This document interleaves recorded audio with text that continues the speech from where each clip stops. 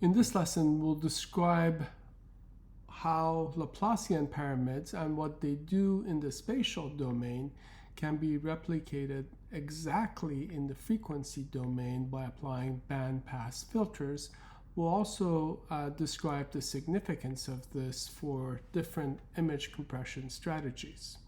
There's a Colab notebook that has some interesting interactive cells that goes along with this lesson, as well as a quiz that you can take at the end of this. The links for these will be provided in the video's description. First, let's start with something we'll learn in the previous lesson on frequency filtering. Convolution with a DOG or difference of Gaussian filter in the spatial domain is the same as applying a bandpass filter in the frequency domain. And if you remember, I showed you this image where I had convolved an image with a DOG filter, and then in your coding exercise for the last lesson, you created a Butterworth filter, and when you applied it to this image, you ended up with this image, and you can see that the two are identical. Keep that in mind, and we'll come back to this. So let's go back to what a Laplacian pyramid does in the spatial domain.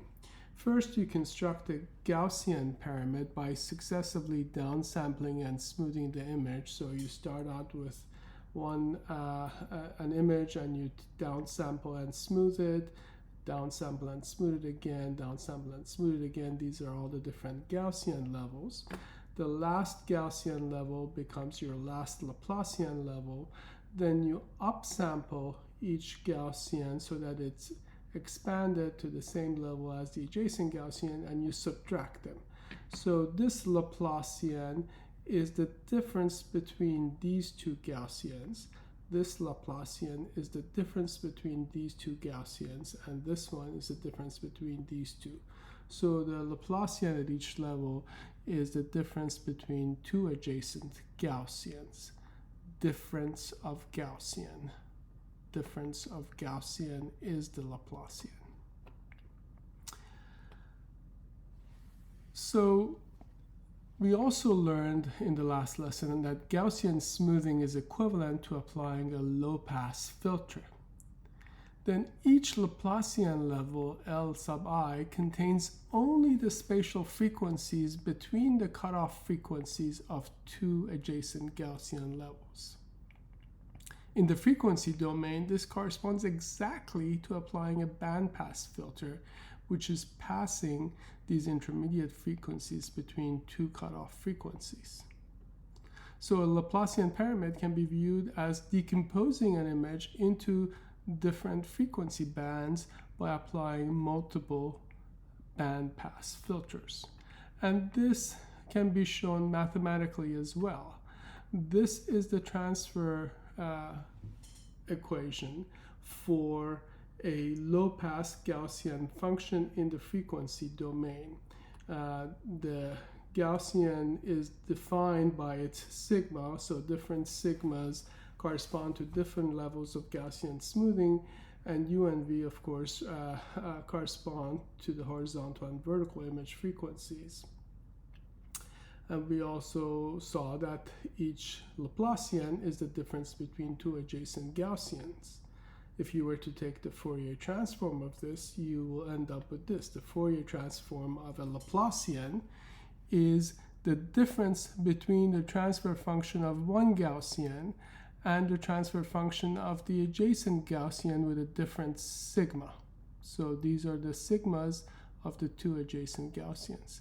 And if you were to substitute this inside of these two, you will end up with this equation, which says that you have a bandpass filter that has this formula. This is exactly the definition of a bandpass filter, and it's known as a difference of Gaussian, the DOG filter. This is a classic approximation of the Laplacian of Gaussian, or LOG filter, that's used in edge detection and multi-scale analysis. In fact, this is exactly where the Laplacian pyramid gets its name.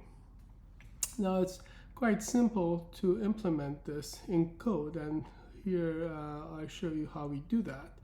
Here's a function that's going to implement the Laplacian pyramid by using Fourier transforms. It takes an image and it takes several sigmas. Each sigma corresponds to a different Gaussian. So first you take the image and you take its Fourier transform using CV2's DFT, and you shift it just exactly as we've done multiple times before. You also compute the horizontal and vertical image spatial frequencies using the mesh grid exactly as we've done before, and you compute the radius exactly as we did for our ideal filters as well as our Butterworth filters in the last lesson.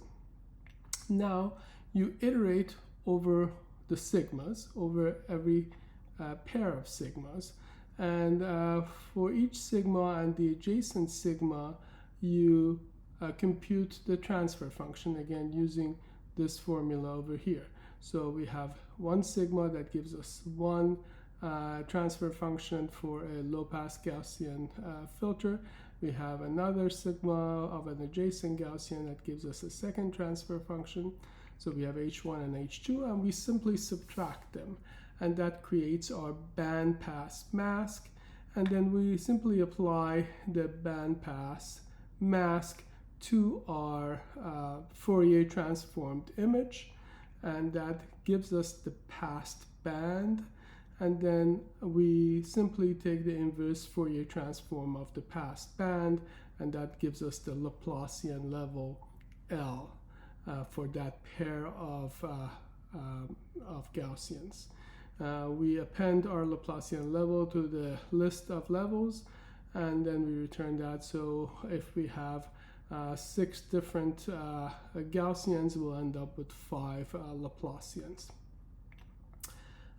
Let's look at the Colab notebook that accompanies this lesson. Here again we're creating a Laplacian pyramid with DOG filters, and again this is the equation I just showed you for a DOG filter. This is the same code that you just saw, except fancier to make it more interactive. Let's run it and you'll see what I'm talking about. So here you have a little widget that you can use to control how many levels you want to have. Let's say we want 6 Laplacian levels. Basically that uses 7 Gaussian levels and computes their transfer functions and subtracts them to create 6 different band pass frequencies, and leaves a residual image. The residual image corresponds to this central dark area in the magnitude spectrum where the very lowest frequencies were never passed. And then if you apply each of these band pass filters to the image of the dog, you end up with these different spatial bands. And if you were to sum the residual with all of these spatial bands, you can reconstruct the image precisely. So this is done with DOG filters. We can do the exact same thing with Butterworth filters that you implemented in the last lesson.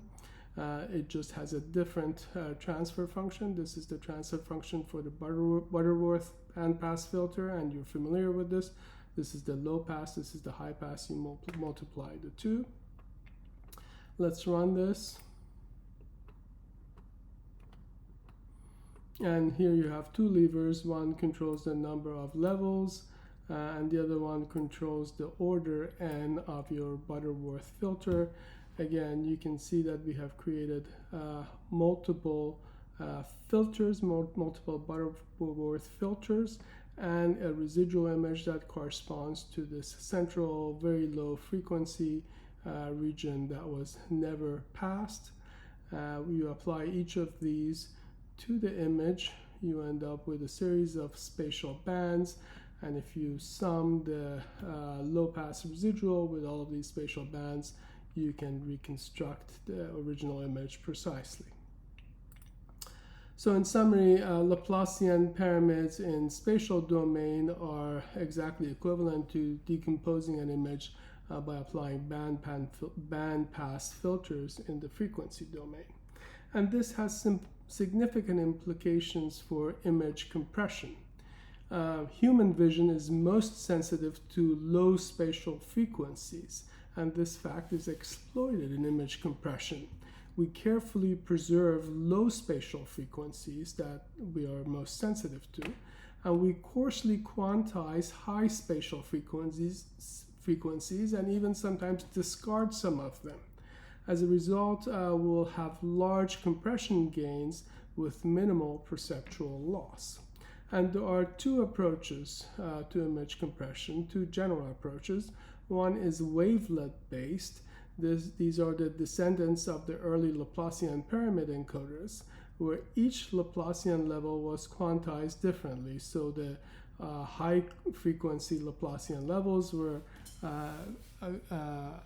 quantized more coarsely than the low-frequency ones in order to compress the image.